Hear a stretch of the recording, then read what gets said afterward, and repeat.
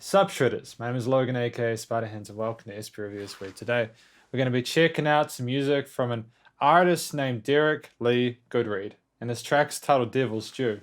I also forgot to mention that this track is going to be on the upcoming album from Derek titled The Love, which is going to be released in Halloween. So he's got an album coming up called The Love, and this track's going to be featured on it.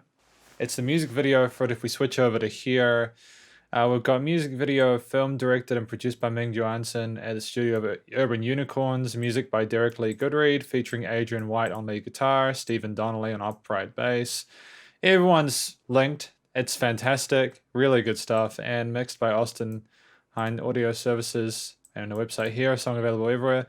Fantastic. We're going to listen to this track from start till finish and hear what we think. And just as a reminder, or as a bit important information for anyone who's not familiar with my work, I don't typically comment on the music videos, as I'm not super knowledgeable about how videos are made, how they work, how they're edited or produced, despite the fact I am a video reviewer. I don't know enough about what these guys are doing when they make music videos, so I'll mostly be focusing on the audio aspects of it.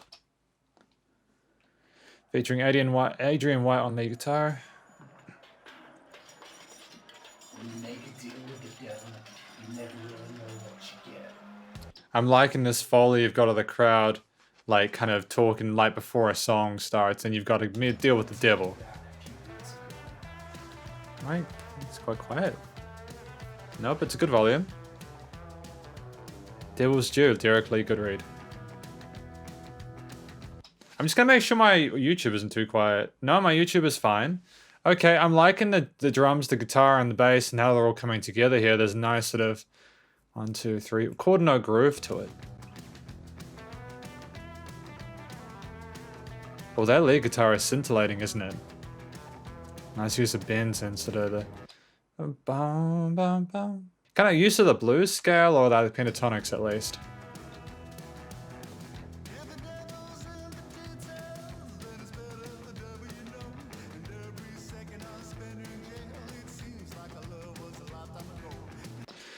Seems like my love was a lifetime ago. Damn, man, stuck in jail. Deal with the devil. You kind of get the impression this person's done something pretty horrendous, and they're being punished for their excursions, right? Their actions. The guitar line with that kind of sounds like the person's sort of in some sort of purgatory, you know.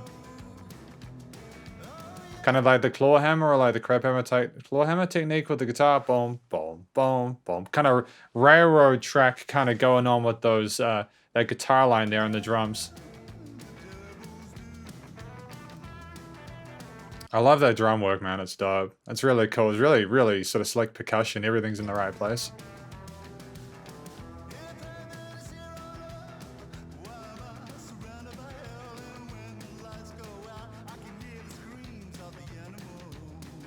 When the lights go out, I can hear the screams of the animals. Because this guy said got a really interesting way of expressing himself as vocals. He's got... I haven't really heard too many vocalists who sing like him. You know, obviously he's hitting the pitch correctly. He's got good vocal technique. I like the way that he delivers those lines, actually. I don't know how to describe it. I don't want to imitate it because I don't want to seem like I'm taking the piss or anything like that. I think it's really cool. Nice use of legato though with those runs. Kind of like reminds you like 50s, 60s kind of rock and roll with the Elvis kind of thing going on.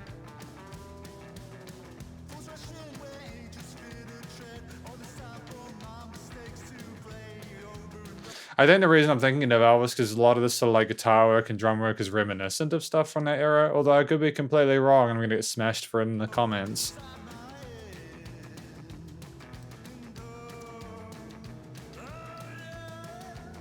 Nice little bit of vocal grit there, that intensity, that frustration that's being evoked by the singer there. Works well across the guitar, bass, and drums that allow him a neutral platform to tell his story.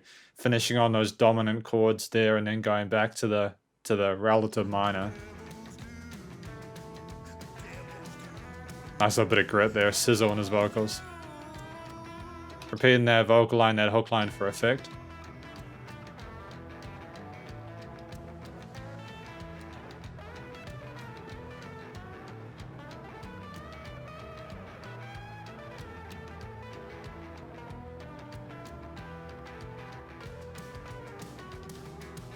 Did we go halftime for that bit there, just for that guitar solo? It kind of feels like it, eh? I think that's kind of cool to change the groove, the progression, perceived progression of the way the song moves is really nice. And in a quieter section like that without the vocals, it makes sense.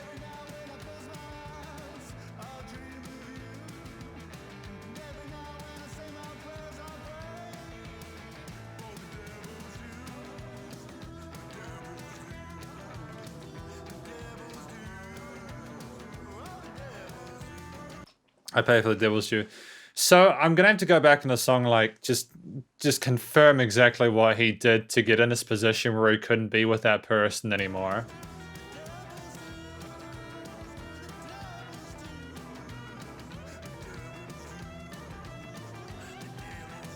That lead guitar work is phenomenal. Really eloquent, sophisticated performance there. It's not like, how do I say this? It's quick without while having all the notes kind of matter. You know, there's repetition of those sort of guitar melodies there that really makes a lot of musical sense.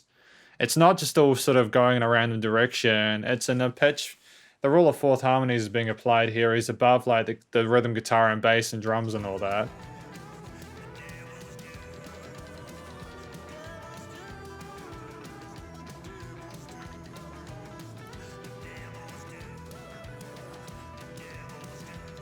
Just the devil's due just being repeated like this is kind of fairly ominous. It kind of aligns to the fact that he's sort of forever going to be paying for whatever he did, which I want to go back and find. But also it kind of gets the devil's due, which is the name of the song, stuck in your head, and that's really important for a single, especially. I mean, look how much material we've gotten in the space of 3 and a bit minutes. Isn't it stunning the amount of stuff that's been put in here? Like, it's incredible songwriting. Derek Lee Goodreid. Fantastic effort.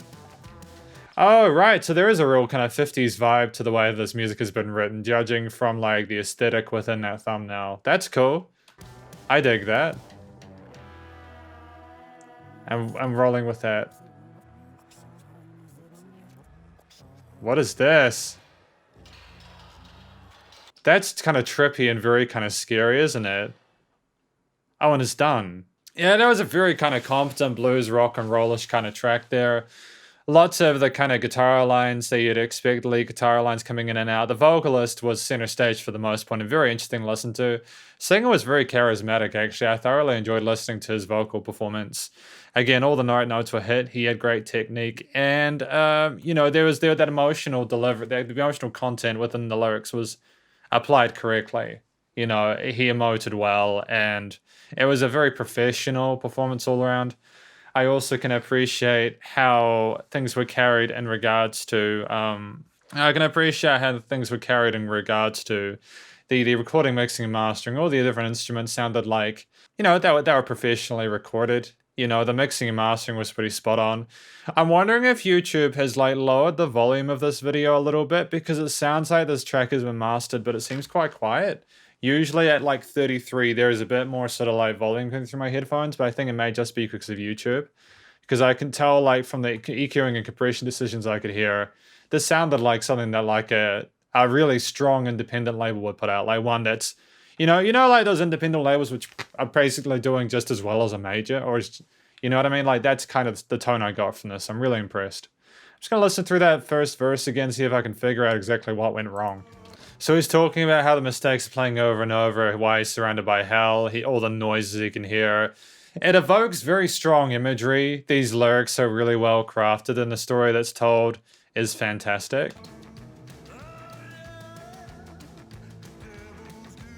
It communicates how horrific the situation is. I'm not quite sure what the person did, but maybe that's up to interpretation.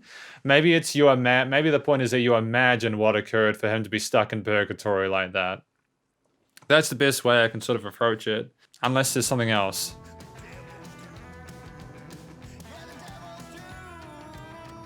And back to the interlude section. I actually think that's kind of a smart idea, right? getting the audience to think about what it could have occurred, like getting audience to ask questions further engages them in this music that you're creating. If you just spoon feed stuff to the audience or the listener, what can happen is they become used to not really thinking about your music. And it's really cool that Derek Lee Goodreid is doing this. It's a fantastic effort. Who else was involved in this again? I want to just double check. Yeah, you had Adrian Whyte and Stephen Donnelly, and the mixing by Austin Hines Studio was just beautiful. Really well done. I've got no real complaints about this track. I think it was really well handled, very professional. Keely and Eula doing in regards to their songwriting and musical performance. I think the collaboration was effective. You had the people that were on the strongest instruments involved. This is the beauty of the way we work in sort of terms of technology, because Austin, the mix engineer, is from Orange County in the States. You've got Adrian, who is from Melbourne in Australia. And then you've got the bass player, the stand-up bass, the boom boom boom bass player that you've got, and then they're from Canada.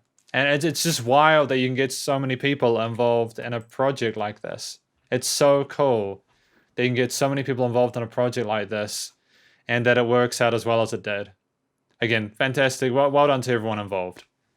This is effectively my review, though, of Devil's Due by Derek Lee Goodreid and company, because he had friends as well along for the ride. Hopefully you enjoyed it. Please do stay cool and stay safe. And remember to support Derek Lee Goodreid and Associates' social medias and YouTube page. Please also remember to support your local musicians and artists at this point in time, as they need all the help more than ever with all the crazy stuff going on in the world. Catch you next review. Spider hands out.